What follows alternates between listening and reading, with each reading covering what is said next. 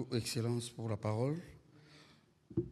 Monsieur le ministre d'État, votre prédécesseur, Constant Moutamba, a récemment été condamné à 3 ans de travaux forcés et il serait assigné à résidence. Va-t-il rester dans cette situation ou comptez-vous l'envoyer en prison pour purger sa peine? Voilà. Allez-y, s'il vous plaît, Monsieur le ministre d'État. On prend les questions en série, on y répondra en une. Excellence, vous vous définissez comme ministre des proximités et votre prédécesseur, Constant Moutamba, avait affirmé la détermination de combattre la criminalité urbaine, dont notamment les phénomènes Koulouna à travers les pays. Et il avait annoncé à ces sujets un certain nombre d'actions. Est-ce que vous comptez poursuivre sur cette même lancée ou vous avez vos propres méthodes? Merci. On va terminer avec la question de Pascal et poursuivre. Alors, on va commencer la série des questions avec Madame Joséphine Mawete et il sera suivi de Monsieur Pichou Moulumba.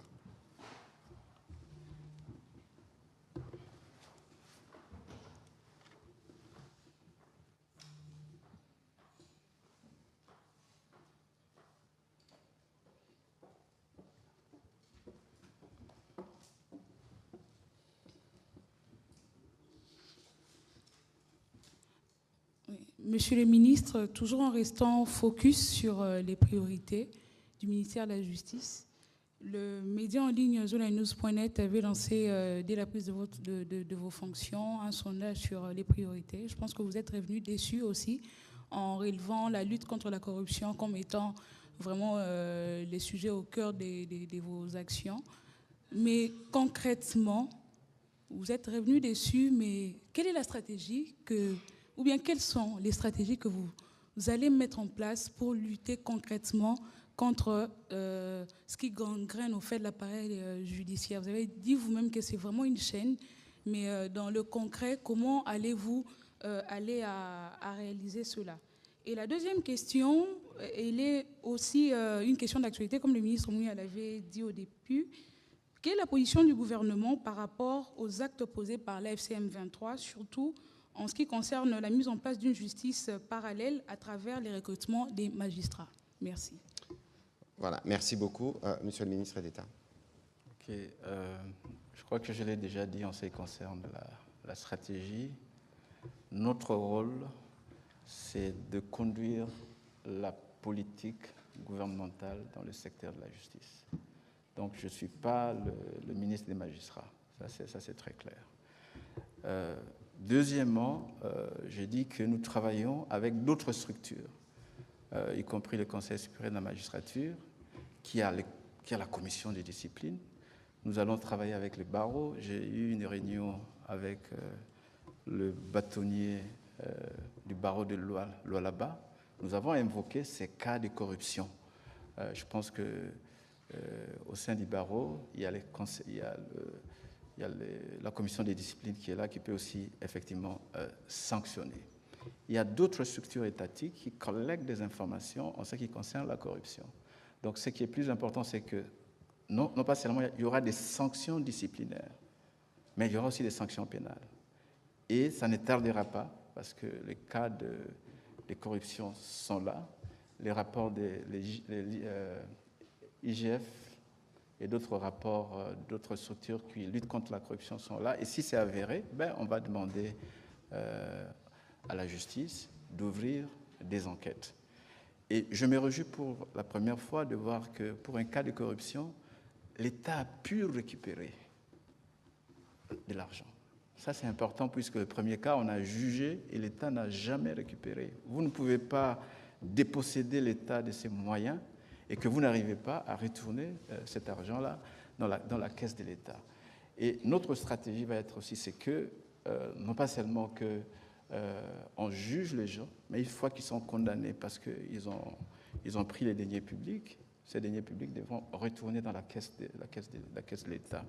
Et si nous sommes informés de cas de dénonciation, nous allons donner des injonctions au procureur pour qu'il puisse ouvrir les enquêtes. Votre deuxième question, c'est vraiment simple. C'est vraiment simple, je l'ai déjà dit, c'est que la responsabilité de l'administration de la justice dans un pays revient au pays. Il y a même des jurisprudences qui les reconnaissent. Si je veux, je peux me référer aux décisions de la Cour internationale de justice qui a reconnu que les actes posés par les groupes rebelles dans un territoire sont de nuls et de nuls faits, puisque ce n'est pas posé par l'État. Et donc, la nomination des magistrats revient à l'État. Et je ne vois pas pourquoi on peut polémiquer, même sur cette question de M23 qui nomme des magistrats, ainsi de suite. C'est le Conseil supérieur de la magistrature qui fait cela, et je ne vois pas qu'ils ont cette compétence. Donc pour moi, c'est même un non-débat. Mais cependant, dans le cadre du gouvernement, le gouvernement va prendre une ordonnance déclarant nul et de nuls effets et tous les actes judiciaires, administratifs et autres posés par ces groupes en violation de la Constitution.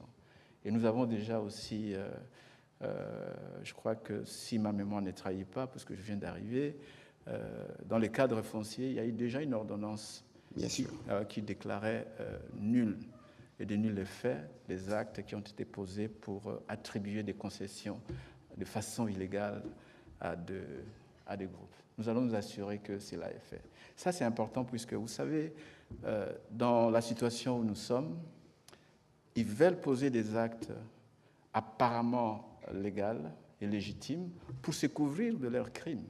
Donc, c'est important pour nous de leur rappeler que tous ces actes qu'ils vont commettre, qu'ils vont poser, sont nuls et de nuls faits. Et bon, les instances appropriées pourront prendre des sanctions pour ces magistrats qui vont commencer à travailler. Vous savez, même pour être nommé magistrat, il y a des critères. On ne peut pas nommer un magistrat qui a plus de 62 ans. Je crois que vous le savez. Et j'ai entendu qu'il y avait même des personnes âgées qu'on nomme. Et pour être nommé magistrat, il faut avoir un cursus académique qui a été accepté, validé par l'État. Et les gens qui vont être là, ils vont dire quel droit, en fait. Et la situation dans ce genre et ce n'est pas le cas puisqu'il y a quelqu'un qui m'a interpellé en disant que, on l'a vu dans le cas de la Côte d'Ivoire, c'était différent. Mais c'est différent puisque dans le cas de la Côte d'Ivoire, la rébellion n'avait pas décapité l'appareil judiciaire. Donc, l'appareil judiciaire était là. La composition était pratiquement régulière. Et donc, à la fin du conflit, les actes étaient posés parce que c'était le fait du prince, a été accepté. Mais ici, on a décapité notre administration de la justice. Donc, il n'y a pas de juge. Donc, maintenant, ils vont nommer de façon illégale des juges. Et en ce moment-là, tous ces actes qu'ils vont poser sont des actes de nul effet. C'est simple. C'est évident que ce qu'ils essayent de faire viole même le prescrit de la déclaration de principe qui se fonde notamment sur le respect de la Constitution. Je ne voudrais pas aller plus loin, charte de l'Union africaine ou charte des Nations unies. C'est un groupe qui est appelé à disparaître. Et vous ne pouvez pas, et c'est ce que nous observons, et c'est pour ça qu'au niveau du gouvernement, la ligne, elle est claire là-dessus. Ils ne peuvent pas se permettre de fixer des taux de paiement de Minerval. On a eu le briefing avec la ministre d'État, ministre de l'Éducation. Ils ne peuvent pas penser qu'ils peuvent recruter des magistrats. Comment ils les feront? Sur quelle base? Comment ils rendront justice? Comment seront-ils payés?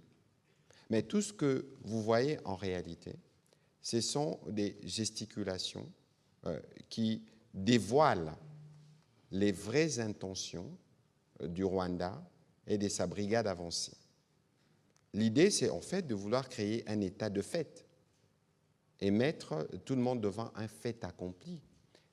Non pas seulement qui briment nos populations, non seulement qui briment les populations, mais ils veulent eux-mêmes se faire justice alors que c'est eux le bourreau.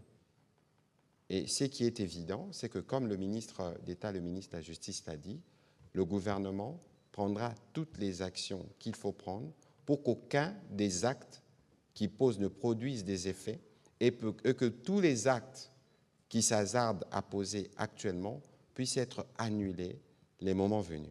Et nous sommes au courant de tout. Pichou Mulumba, pour vos questions. Et puis, ce sera Marlon Kacham.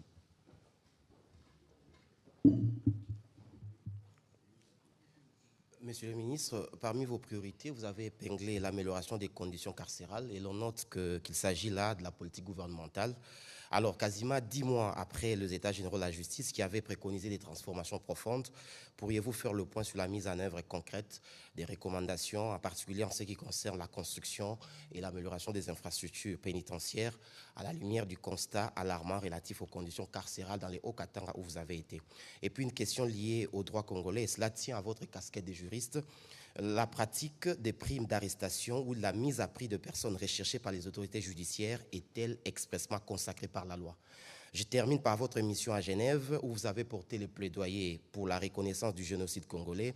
Quelle portée concrète a eu cette démarche sur la scène internationale et quelles sont les prochaines étapes diplomatiques pour transformer ces plaidoyers en résultats tangibles? Voilà, Monsieur le ministre d'État. Je vais commencer d'abord par votre question relative aux États généraux, aux conclusions des États généraux.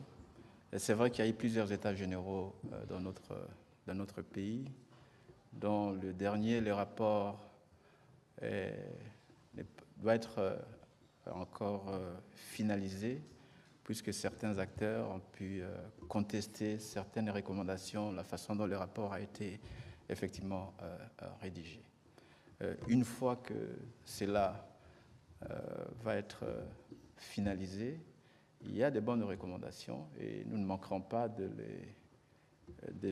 les appliquer parce qu'il s'agit de la continuité effectivement de l'État.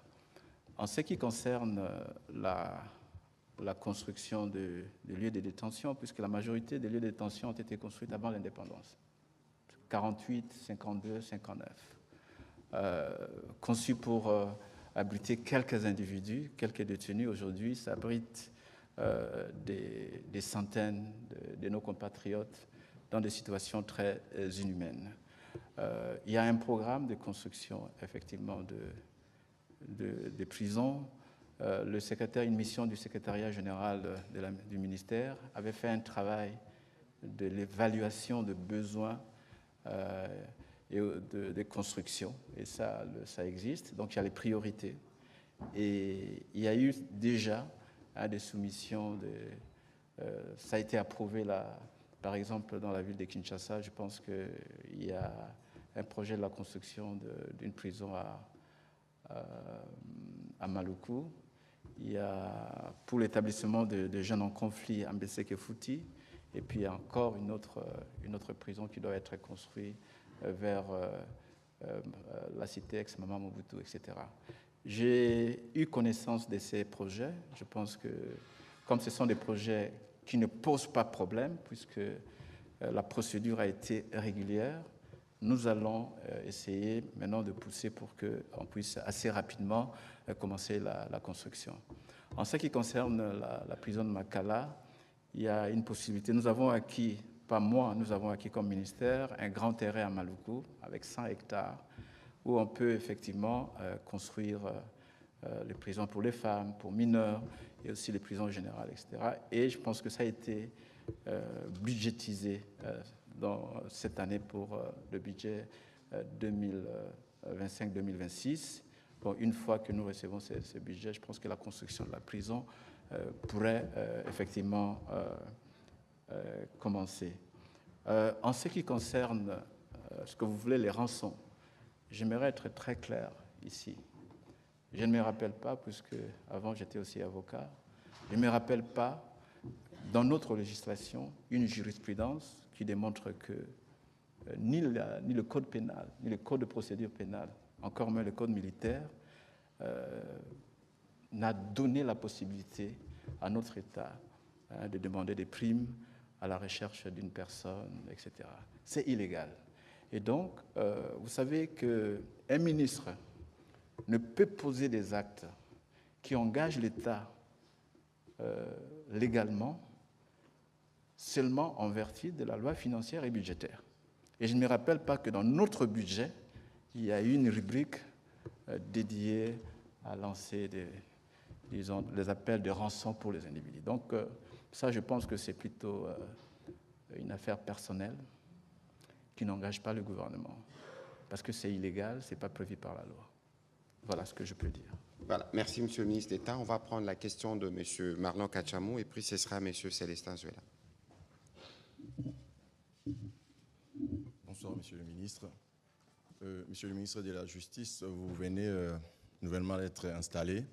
Sur votre table, vous avez trouvé des dossiers. Alors, il y a certains dossiers qui ne sont pas encore digérés. Et j'aimerais ici parler d'un cas particulier. Il s'agit de quelqu'un qui est en train de trimer encore jusqu'à aujourd'hui au niveau de la prison centrale de Makala. Je parle de Jacques Ndala. Vous êtes ministre de la Justice. Est-ce que vous êtes au courant de cette situation? Si oui, qu'est-ce que la justice peut faire aujourd'hui pour que ces citoyens puissent bénéficier de la clémence de la justice? Ça, c'est un. Monsieur le ministre de la Communication et Médias, au-delà d'être activiste, politicien, politique, président d'un parti politique, Jacques Ndala fut aussi chroniqueur. Il a exercé ces métiers que nous aimons tant, le journalisme.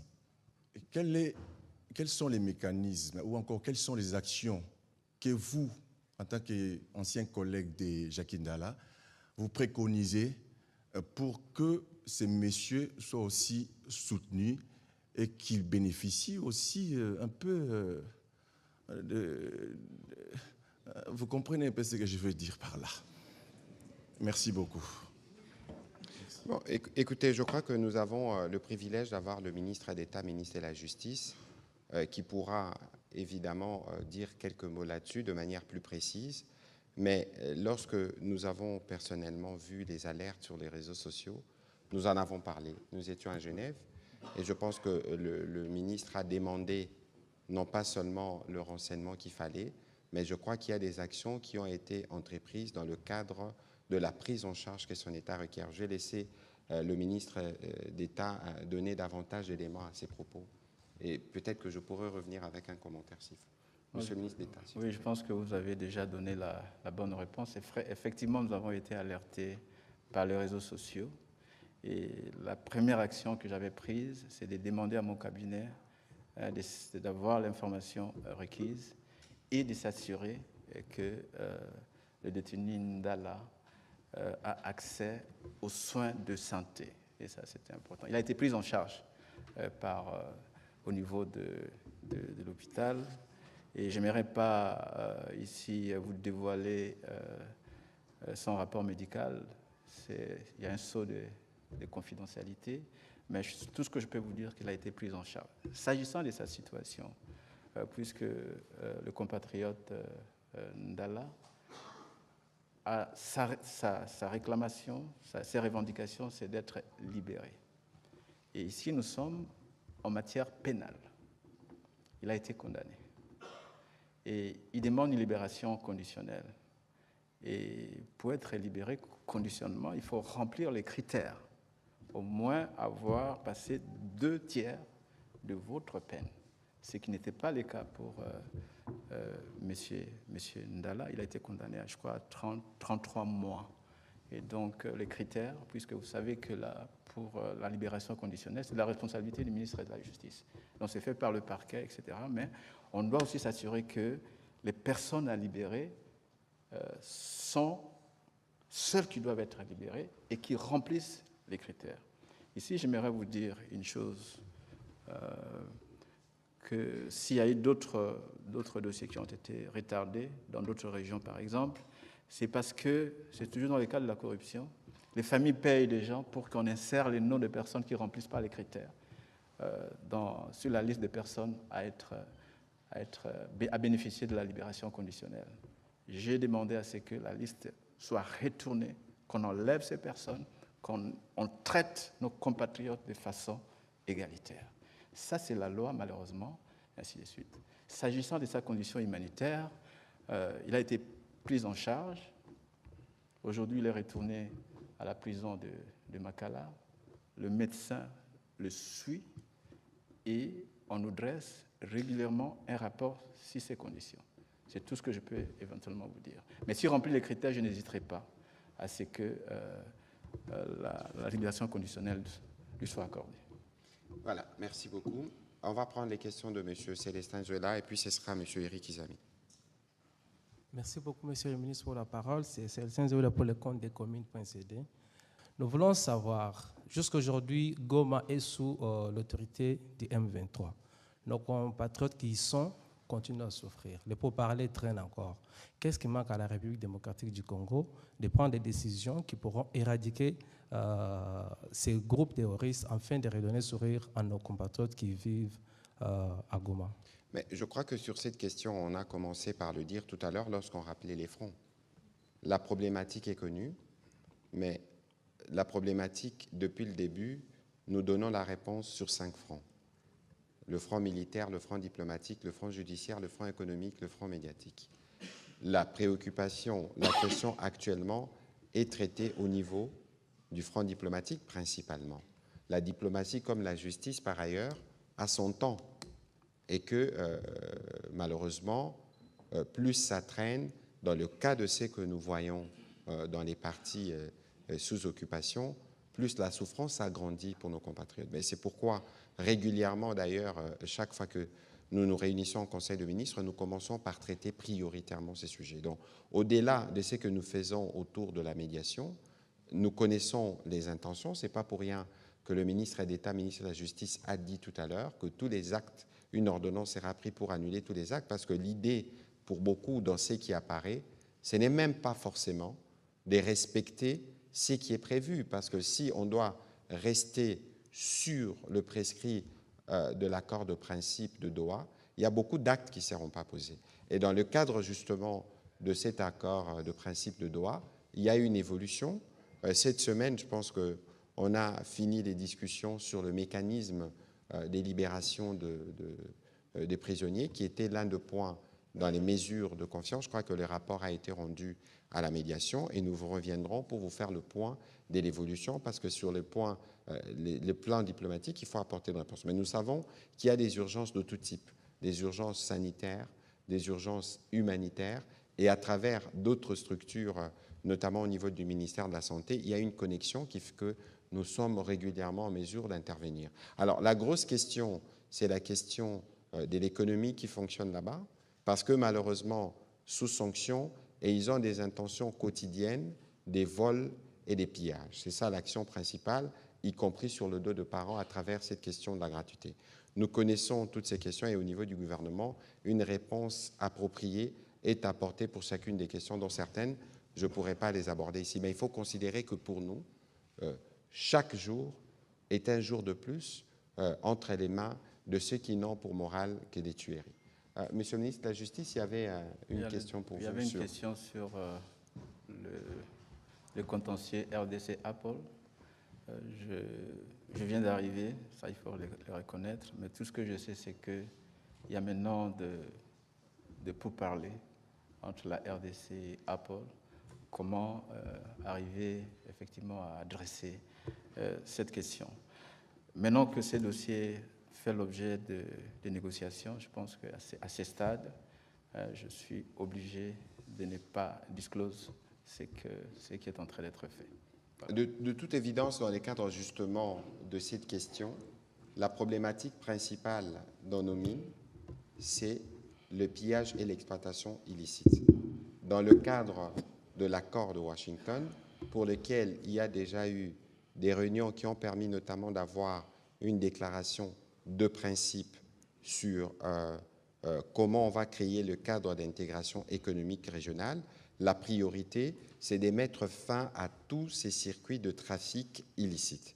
Et donc, l'action qui a été entamée contre Apple s'inscrit dans ces cadres. Évidemment, nous avons des équipes, une équipe dédiée, une équipe de la Task Force qui est dédiée et qui travaille quotidiennement sur comment la question évolue. Mais ici, globalement, il faut comprendre que dans notre stratégie, il faut couper tous les circuits de fraude, des trafics illicites qui entourent toute cette guerre, parce que c'est cela la vraie raison, au-delà de prétextes mensongers quotidiens, des discours de haine, des questions de réfugiés ou des présences des FDLR, la vraie question est celle-là, Et pour tacler cette question, pour gérer cette question, nous avons pris des mécanismes, notamment au niveau du front judiciaire. Donc de ce point de vue-là, il ne devrait pas y avoir des inquiétudes.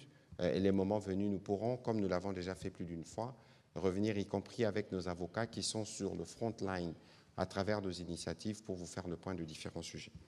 On va prendre la question de M. Éric Izan. Merci de la parole, Excellence, Monsieur le Ministre. D'abord au ministre d'État en charge de la justice et garde des Sceaux. Vous revenez de Genève, en Suisse, avec votre collègue également, où vous menez quand même une plaidoirie pour qu'à l'échelle internationale, on puisse quand même attester qu'il y a génocide en République démocratique du Congo. D'ailleurs, alors, mais nous voulons voir les retombées de ce qu'a été votre action, notamment sur la scène internationale. Je parle de l'Europe, de là où vous revenez. Et puis, deuxièmement, vous avez dit tantôt, Monsieur le ministre d'État, que vous, votre style, ça sera le style d'aller vers la proximité, etc. Alors, en même temps, il y a des affaires partout. Vous êtes juriste. Comment vous faites à court, moyen et long terme pour atteindre tous les territoires nationaux par rapport à cette proximité-là? Vous allez vous y prendre comment pour que celui qui vit au niveau de Kasongolunda, au niveau de Kwango puisse être atteint, celui qui est au niveau de Sakanya, au Katanga puisse être atteint, celui qui est à Faradje, celui qui est à Bondo et tout ça. Je voudrais avoir une idée. Au ministre Mouyaya, nous allons aller vers les réseaux sociaux. On a vu des images de l'ancien président de la CENI, Corneille Nangaa, qui montrait un certain nombre de milliers de commandos disant qu'ils ont l'objectif de pouvoir venir jusqu'à prendre le pouvoir ici à Kinshasa. La question, c'est de savoir, ils avaient eux aussi ratifié aux prémices qui devaient nous conduire jusqu'à l'accord de Doha. Entre-temps, si jamais on n'arrivait pas à obtenir Doha comme nous le souhaitons pour la paix, nous, Kinshasa, qu'est-ce que nous faisons? Parce que lui, il montre déjà des commandos. Bon, écoutez, de toute façon, il ne faut pas vous fier à toute cette campagne que vous voyez. Je ne voudrais même pas rentrer dans le détail parce que nous tous, nous savons que c'est la brigade avancée de l'armée rwandaise. Et dans ce que j'ai vu, il y a sûrement des enfants, des conscrits, de prisonniers, et tout ce qui ne devrait normalement pas figurer sur ces montages grossiers. Vous savez que nous, on n'a pas de coutume de commenter ce qu'ils font. Tout ce que nous savons, c'est que nous sommes engagés dans un processus de médiation, et nous avons, par exemple, déjà eu plusieurs réunions dans le cadre de mécanismes de supervision avec notamment américains, qataris et togolais, et tous les actes qui violent l'esprit, que ce soit de la déclaration de principe de Doha ou de l'accord de Washington, sont rapportés. Et ici, comme je le disais tout à l'heure, la question est traitée sur plusieurs fronts. Il y a le front diplomatique qui est le front qui apparaît, mais sur d'autres fronts, il y a évidemment un travail qui s'est fait pour lequel on ne pourra peut-être pas revenir sur de commentaires ici. Le ministre de la Justice vous a donné un aperçu déjà, parce qu'il a dit qu'on va poursuivre, parce que nous connaissons, nous avons les noms de tous ceux qui sont aux commandes de toutes ces opérations. On a parlé des 140 morts, mais 140 morts, c'était spécifié par Human Rights Watch, parce que ça concernait un ciblage ethnique. Ça va peut-être faire le pont à la réponse que le ministre va donner tout à l'heure, parce qu'à Genève, on a aussi parlé des génocides. Et donc, pour vous dire qu'il n'y a aucun acte qui pose que nous ne connaissons pas. Et donc, maintenant, le principe, c'est de rapporter tous les cas des dérapages à la médiation, pour autant que nous avons tous choisi de donner une chance. Et je crois que plus les jours passent, plus ils dévoilent leurs véritables intentions. Et c'est pour ça qu'il est important que tous les Congolais, partout au Congo où nous nous trouvons, que nous comprenions et que nous disons non. Lorsque déjà on pense qu'on peut remettre en cause un acquis durement obtenu en termes de coûts pour la gratuité, vous avez déjà une idée de l'intention. Lorsque la moindre contestation, j'ai encore lu ce matin qu'un motard a été tué parce que soupçonné, et donc tout ce que vous avez vu dans le show qui a été fait, c'est des personnes qui les sont forcément à contre-cœur. Parce que personne, un Congolais qui aime sa patrie, ne peut s'allier avec ceux qui n'ont pour certes dessein que de tuer, d'intimider. Nous parlons quotidiennement à nos compatriotes qui sont dans les partis sous occupation. C'est l'horreur qui est vécue quotidiennement. Et donc, vous pouvez être sûr que nous, à notre niveau, au niveau du front qui est les nôtres, nous allons nous assurer de faire la part qui est la nôtre. Et cette part, c'est aussi la mobilisation de tout le monde. D'abord, pour montrer à nos populations qui sont là-bas, qui ne sont pas seules, que nous sommes solidaires et qu'à chaque coup, nous allons travailler avec eux pour être sûrs que leur quotidien, d'abord, connaît des évolutions, là où nous pouvons intervenir directement, mais pour les autres questions, à travers les mécanismes mis en place par la médiation, nous assurer que nous puissions atteindre nos objectifs. Monsieur le ministre de la Justice, je crois qu'il y a une soif pour la suite de ce que nous avons commencé à Genève, notamment en marge de la session, ordinaire du Haut Conseil des droits de l'homme, la question du génocide. Elle soulève beaucoup de réactions de l'autre côté. Je ne voudrais pas le relayer ici parce que c'est totalement indécent. Mais qu'est-ce que vous pouvez nous dire en plus, parce que c'est votre expertise aussi des secteurs de droits de l'homme? Oui, je pense que tout a été dit à Genève et tout ce que nous avons fait a été transmis, disons, à la radio et à la télévision nationale. Mais cependant, j'aimerais d'abord souligner fortement qu'il n'appartient pas à un pays agresseur qui a commis des crimes chez nous, dont certains peuvent être apparentés aux crimes de génocide, de nous empêcher comme État à faire notre plaidoyer pour que notre situation soit reconnue. Ça c'est très très clair. Ce n'est pas l'apanage d'un État de dire que vous ne pouvez pas utiliser les termes de génocide. Mais ce qui est clair, c'est que depuis 30 ans, et je parle aussi en connaissance de cause, parce que l'une des raisons de mon exil à l'époque de l'Azado, c'était que l'Azado avait produit un rapport qui démontrait clairement les ciblages des Hutus qui avaient été tués. Et on a fait ces rapports. Et quand on a fait ces rapports en 1996, ces rapports donnaient clairement des indications sur les actes qui peuvent être apparentés aux actes génocidaires. Et cela continue. On a eu les massacres de Tingiting, etc. Et lorsqu'à cette époque, nous avons fait la géographie des crimes, et c'était exactement là où les réfugiés Hutus étaient en train d'aller. Voyez. Et depuis 30 ans, cela est allé au-delà des Hutus. Ça ciblait aussi d'autres communautés congolaises sur fond de l'exploitation illégale des ressources naturelles de notre pays. Pendant longtemps, le pays était notre message comme nation sur ces crimes graves, les crimes contre l'humanité et aussi les actes apparentés au génocide. Notre message était illisible. On ne voulait pas nous entendre non plus. On ne voulait pas lire ce que nous voyons. Et maintenant, tous les rapports. Et vous savez qu'en ce qui concerne notre pays, nous sommes sous chapitre 7, où le Conseil de sécurité a décidé de déployer depuis plus de 20 ans une mission des Nations Unies, ici, qui documente systématiquement des cas. Il y a eu plusieurs missions d'enquête, les fact-finding missions, qui ont été déployées ici. Et tous les rapports des organisations non gouvernementales, y compris des Nations Unies, donnent clairement qu'il y a des actes qui peuvent être apparentés au génocide.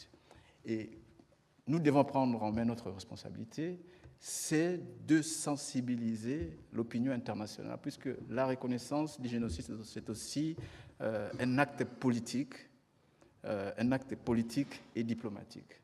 Vous savez, en 1994, lorsque la question du génocide rwandais était posée, il a fallu beaucoup de temps. Et c'est le professeur Denis Segui, qui était le rapporteur spécial des Nations Unies, qui, pour la première fois, c'est à partir du rapport du professeur Denis Segui, qui était l'expert indépendant sur la situation au Rwanda, qu'on a reconnu le Rwanda. Et enfin, le récent rapport sur Gaza, qui a été présenté au Conseil des droits de l'homme. Si vous comparez ce qui s'est passé là-bas, on dit clairement que ces rapports-là, la commission qui a été dirigée par l'ancienne haut-commissaire aux droits de l'homme, Mme Navi Peli, a conclu qu'il y avait des actes de génocide qui étaient commis là-bas. Donc, il appartient à nous de prendre toujours notre bâton de pèlerin, convaincre les États pour que notre génocide, sur fond de l'exploitation des ressources naturelles de notre pays, soit effectivement reconnue. Les prochaines étapes, pour nous, c'est le front politique le front diplomatique et le front judiciaire.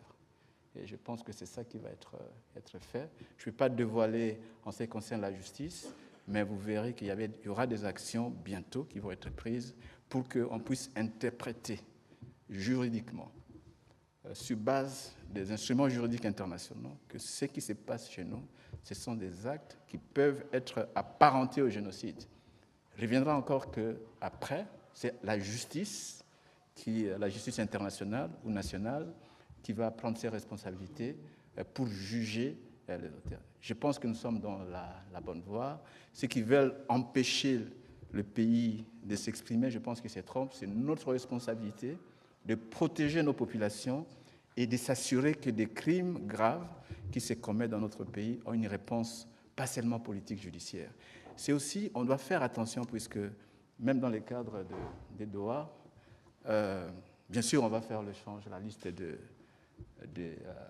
détenus, mais nous allons nous assurer qu'on applique les critères d'exclusion, c'est-à-dire les personnes soupçonnées d'avoir commis des crimes graves selon les lois internationales ne puissent pas faire l'objet d'un marchandage politique. Et ça, c'est clair, ça fait partie de la doctrine.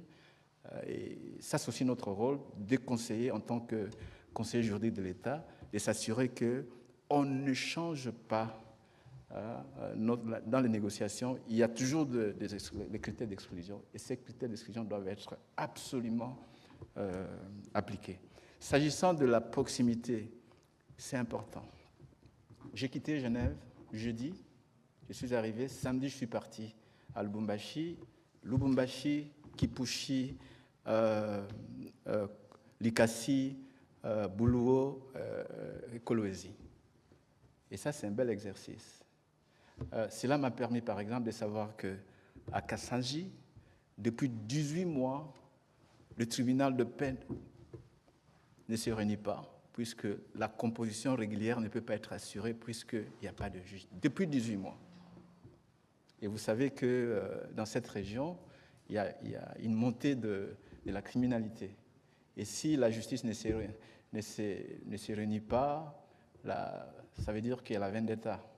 Vous voyez, c'est ce genre de missions de proximité, qui nous permet de faire l'évaluation et de connaître effectivement le besoin en matière de justice.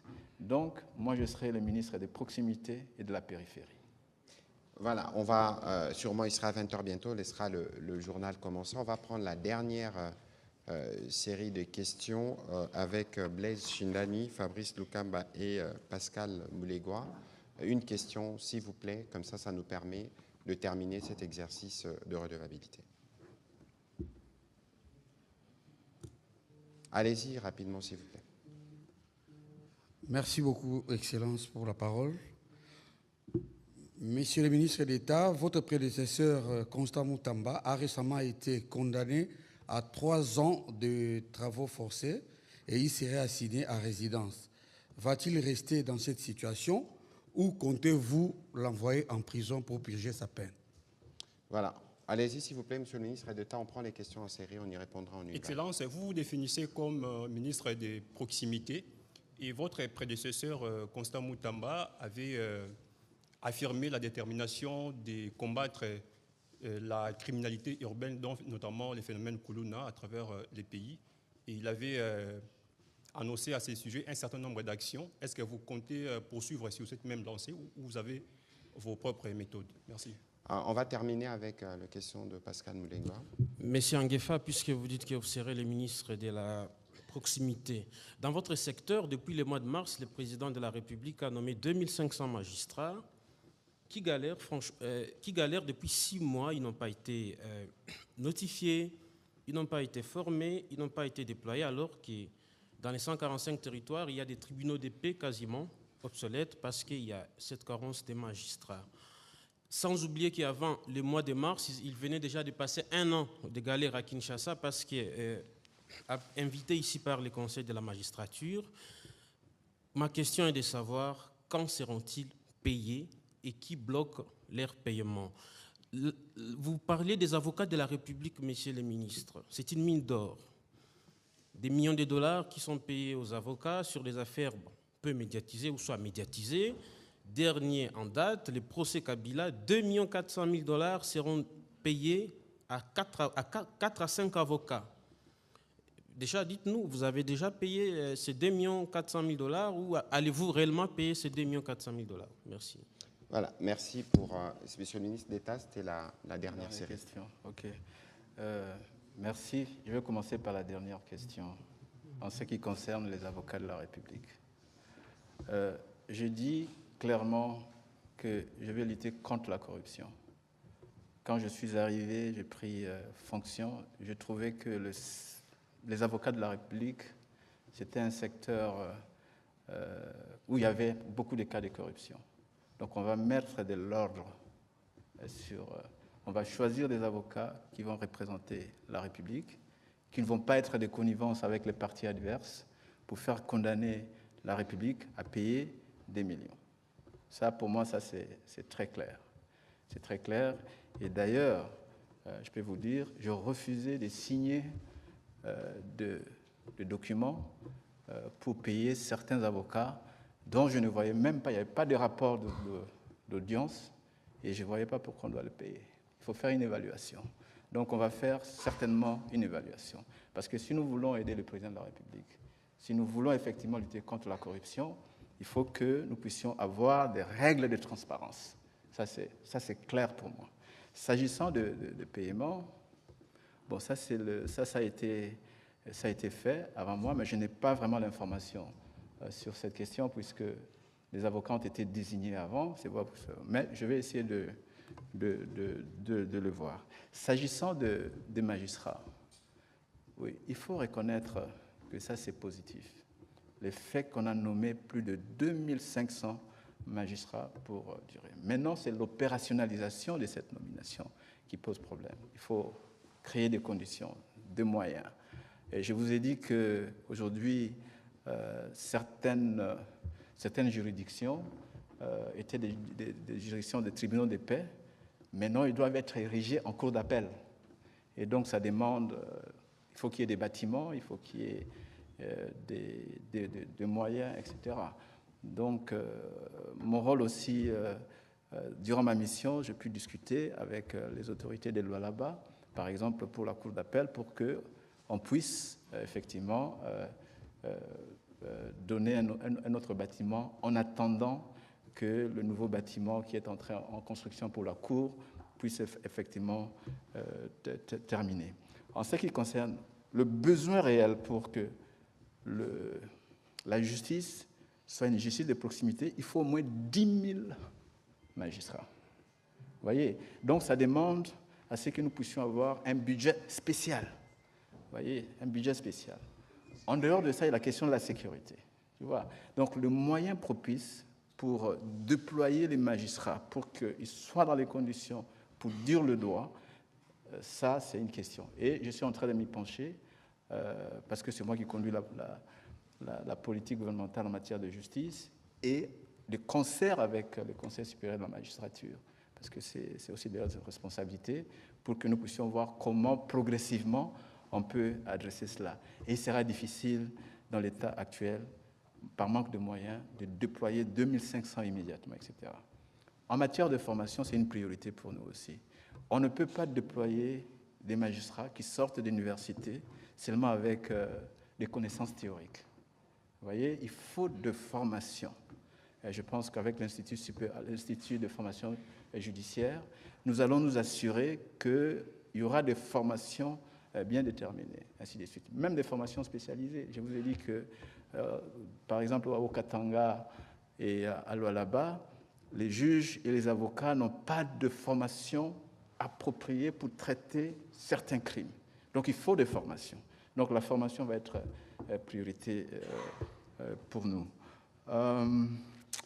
La dernière question, je crois que peut-être j'ai oublié, c'était quelle question? Ou bien j'ai répondu à toutes les questions? En tout cas, quand seront-ils payés les 2500 magistrats, sachant qu'ils étaient budgétisés pour cette année et qu'ils ont été nommés par ordonnance présidentielle? Je pourrais vous répondre à la prochaine session. Je vais me référer au Conseil supérieur de la magistrature, essayer d'avoir des informations pour que je puisse être en mesure de vous donner une réponse appropriée à cet égard. D'accord.